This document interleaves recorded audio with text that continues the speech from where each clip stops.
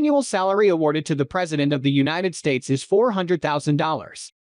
But, as we will explore shortly, this hasn't always been the case. The salary might seem low to many, considering the responsibilities of the office.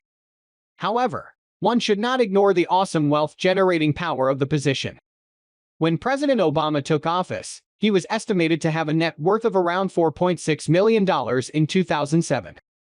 According to Business Insider, by 2022, that figure had risen to more than $70 million through speaking engagements, board appointments, and other projects. President Bill Clinton saw a similar increase in wealth.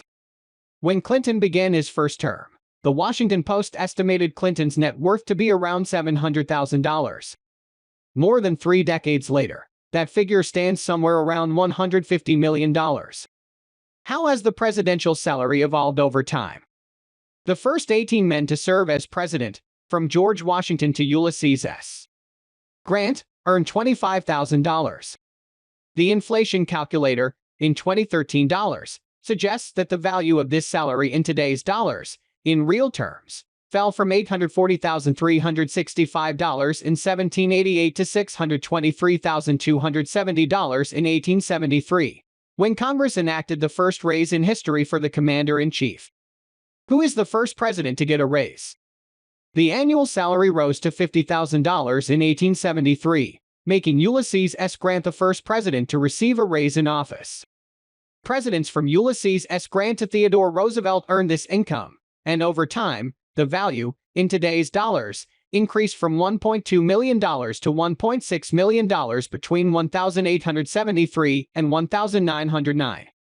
The salary of the president increases in value for the second time.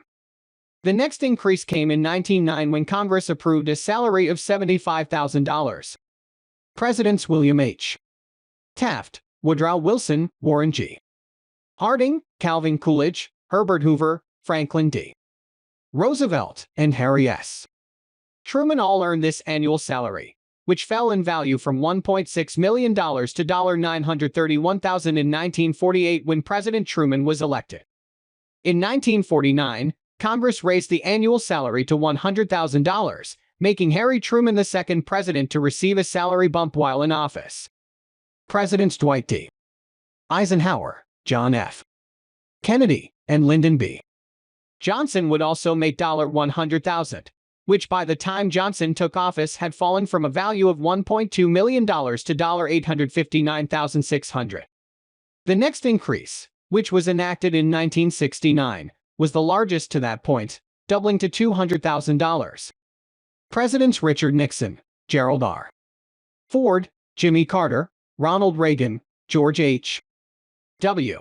Bush, and Bill Clinton all earned this salary, which was worth $1.5 million in 1970, but would fall to the lowest level so far, in today's dollars, by 1999, $359,147.